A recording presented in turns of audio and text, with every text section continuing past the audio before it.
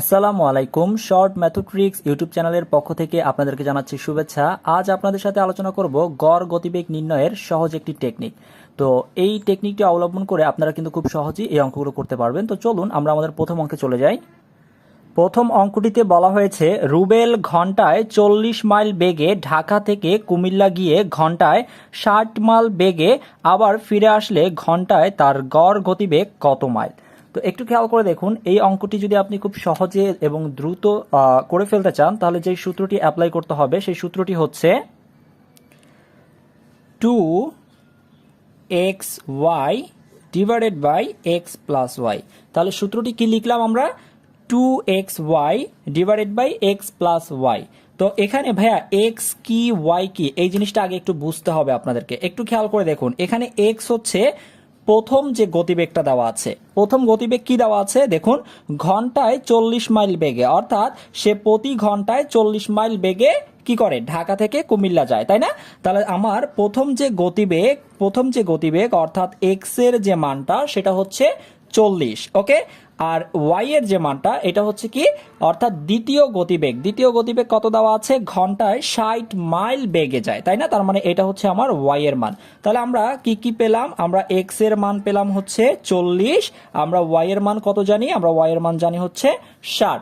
এবার এই মানটা আমরা বসিয়ে দিলেই কিন্তু আমরা আমাদের অ্যান্সার পেয়ে যাব। তো একটু খেয়াল করে দেখুন, 2 ইন্টু এক্স এর মান কত? এক্স এর মান হচ্ছে 40, ওয়াই এর মান কত? ওয়াই এর মান হচ্ছে 60 divided by x plus y, তার মানে হচ্ছে 40 প্লাস 60, ওকে। আচ্ছা, তো আমরা এটা একটু ক্যালকুলেশন করি। নিচে হচ্ছে 100 আর উপরে হচ্ছে 4 দুগুণে 8, 6টা 48 আর 2টা শূন্য বসিয়ে দিলাম। আচ্ছা, তো এবার একটু খেয়াল করে দেখুন, 4800-কে 100 দ্বারা কি করব? ভাগ করব। তার মানে আমরা শূন্য শূন্যগুলো কেটে দেই শুধু, তাহলে আমার কাজটা সহজ হয়ে যাবে। তাহলে উপরে কত আছে? 48। এটাই কিন্তু আমাদের অ্যান্সার। আমরা কিন্তু খুব সহজে মুহূর্তের মধ্যে অ্যান্সার পেয়ে গেলাম। তাহলে একটু খেয়াল করে দেখেন, গড় গতিবেগ কত মাইল? তার মানে হচ্ছে গড় গতিবেগ হচ্ছে 48 মাইল, অর্থাৎ অপশন খ হচ্ছে আমাদের সঠিক উত্তর। ক্লিয়ার? তো ভিউয়ার্স, এবার চলুন আমরা দ্বিতীয় অঙ্কটি দেখি। এই টাইপের অঙ্কগুলো কিন্তু মানে বিভিন্ন পরীক্ষাতে আসে। তো একটু খেয়াল করে দেখেন, এই অঙ্কটা কিন্তু 28তম বিসিএস পরীক্ষাতে এসেছে। তো অঙ্কটা বলেছে যে একজন ব্যক্তি স্রোতের প্রতিকূলে 1 মাইল পার ঘন্টা বেগে 4 মাইল যায় এবং স্রোতের অনুকূলে 4 মাইল ঘন্টা বেগে 4 মাইল পার ঘন্টা বেগে পূর্বের অবস্থানে ফিরে আসে, তার গড় গতিবেগ কত? ঠিক সেম আমরা আগের অঙ্কের মতোই করে ফেলতে পারবো। তো আমাদের সূত্রটি কি ছিল? আমাদের সূত্রটি ছিল 2xy ডিভাইডেড বাই হচ্ছে এক্স প্লাস ওয়াই, তাই না? তাহলে আমার এখানে এক্স এর মান কত? আমার এখানে এক্স এর মান হচ্ছে এই যে 1 মাইল পার কি ঘন্টা, তাই না? অর্থাৎ 1 মাইল পার ঘন্টা। তার মানে এক্স এর মান হচ্ছে আমার 1। তাহলে ওয়াই এর মান কত হবে? ওয়াই এর মান হচ্ছে এই যে 4 মাইল পার ঘন্টা, অর্থাৎ দ্বিতীয় গতিবেগ হচ্ছে কত?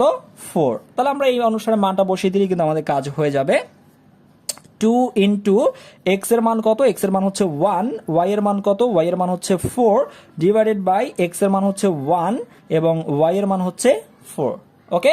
তাহলে আমরা এবার এটাকে হিসাব করে ফেলি। 4 দুগুণ হচ্ছে 8 আর নিচে হচ্ছে 5, অর্থাৎ 8/5, তাই না? কিন্তু আমার যে অপশন দেওয়া আছে এখানে সবগুলো দশমিকে মান দেওয়া আছে, তাই না? তার মানে আমার এই 8কে আবার 5 দ্বারা ভাগ করে দেখতে হবে। আসেন, 8কে যদি আমরা 5 দ্বারা ভাগ দিই, অর্থাৎ 8কে যদি 5 দিয়ে ভাগ দেই তাহলে কত হবে? 5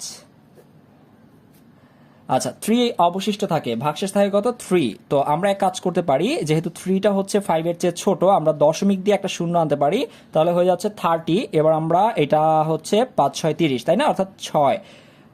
আমার কত আসে তাহলে? আমার ভাগফল আসে হচ্ছে 1.6, অর্থাৎ 8কে যদি 5 দ্বারা যদি আমরা ভাগ করি, 8কে যদি আমরা 5 দ্বারা ভাগ করি, কত পাচ্ছি? 1.6, ওকে। 1.6, এটাই হচ্ছে আমার অ্যান্সার।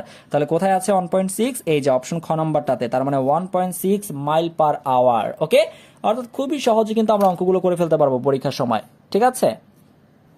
তো ভিউয়ার্স, এবার চলুন আমরা আমাদের তৃতীয় অঙ্কটি দেখি। কি বলেছে? এক ব্যক্তি ঘন্টায় 5 কিলোমিটার বেগে চলে কোনো স্থানে গেল এবং ঘন্টায় 3 কিলোমিটার বেগে ফিরে আসলো।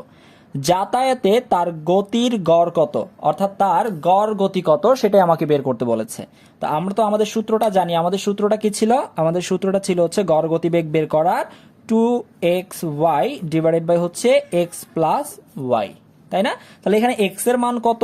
এখানে x এর মান হচ্ছে প্রথমটা x এবং দ্বিতীয়টা হচ্ছে y, তাই না? আচ্ছা, তাহলে আমরা একটু লিখে রাখি x ইকুয়াল টু হচ্ছে 5 এবং y ইকুয়াল টু হচ্ছে 3। তো আমরা আমাদের এই মানগুলো বসিয়ে দিব। ওকে, তাহলে কত হবে? 2 গুণ x এর মান কত? x এর মান হচ্ছে 5, y এর মান হচ্ছে 3 ডিভাইডেড বাই x এর মান হচ্ছে 5, y এর মান হচ্ছে 3। আচ্ছা, তাহলে এবার আমরা একটু এগুলা নিচেরটা যোগ করি, তাহলে কত হয়? 5 3 হচ্ছে 8, 2 গুণ 5 গুণ 3 যেরকম আছে সেরকম রেখে দিলাম।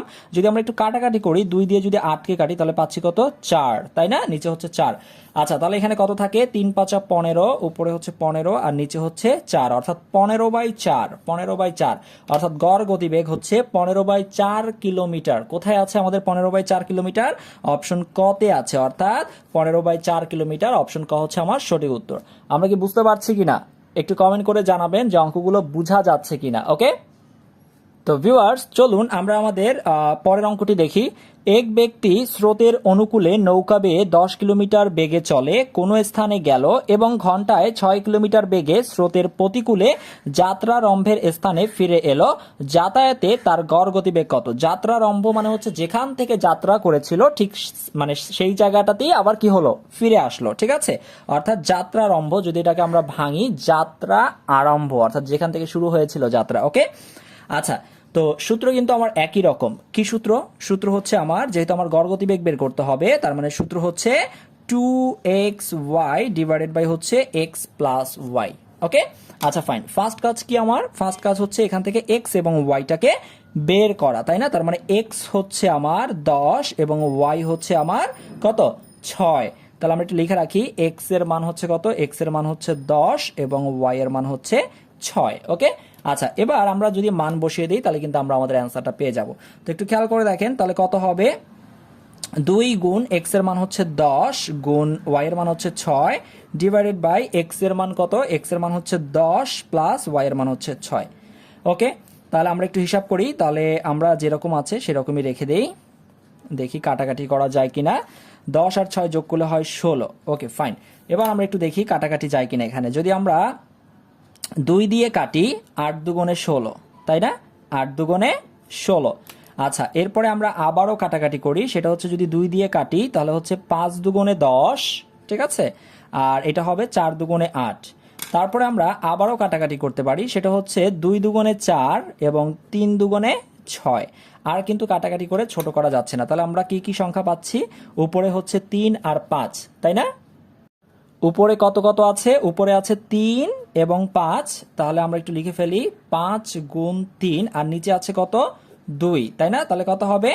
15, 15/2। তো এই যে 15/2, অর্থাৎ 15কে 2 দ্বারা ভাগ করব আমরা। 15কে 2 দ্বারা ভাগ করলে কত হবে?